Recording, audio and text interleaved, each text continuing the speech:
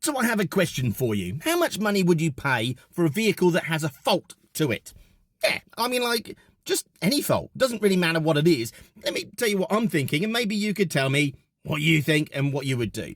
If you're buying a vehicle that's a very common vehicle, for a start, I would like to say, well, what's the point of taking a risk on a vehicle if they're really common and I can just buy another one that doesn't have a fault to it? All right. So I think that's a fairly no-brainer. Why take a risk when you don't have to? However, some vehicles might be a simple fix. So let's take tyres, for example. If there is a fault on the tyres, maybe they're worn out, like they're completely worn out. So you could pop down Bob Janes and say, dear Bob Janes, how much is a set of tyres?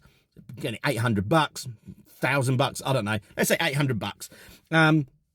So you're going to take the value of the vehicle. Let's say it's 20 grand minus 800, maybe $200 for, a bit of compensation for you for having to go and do it. So a 20 grand car, take off $1,000, and then, that's what you offer. And that's fairly straightforward. Oh, don't forget a wheel alignment that will need to be done in there as well.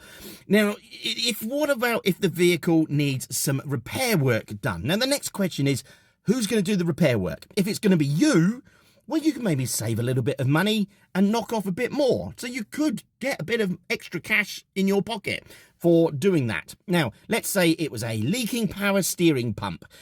You might have to put a pump on. You might have to put a pipe on if the pipe's seized in there or something like that.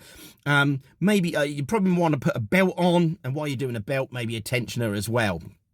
So just try and think of all the parts you're going to have to fit when you actually do something, okay? Not just the one thing, think of all the other things.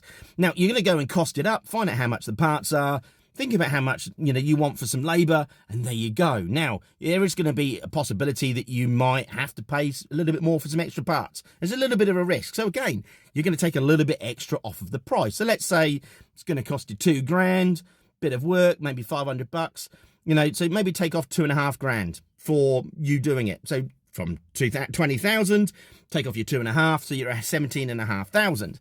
The next question is, if you're getting somebody else to do it, how much is that going to cost? Because obviously, in a workshop, they're going to buy the parts, they're going to buy approved parts, they're going to add a bit extra on top, because you're going to want warranty on those parts if it goes wrong, and they're obviously going to charge you labour. So it could cost you a bit more. You could phone up a garage and say, hey, how much does this cost me for you to do? They might give you a rough ballpark figure, and then you take that number off. The next one is it an unknown fault? And if it's an unknown fault and a common car, I'd probably go and look for another vehicle, because that simple fault, and don't forget, they'll say it's a simple fault, just a fuse. If it was a fuse, they would have done it.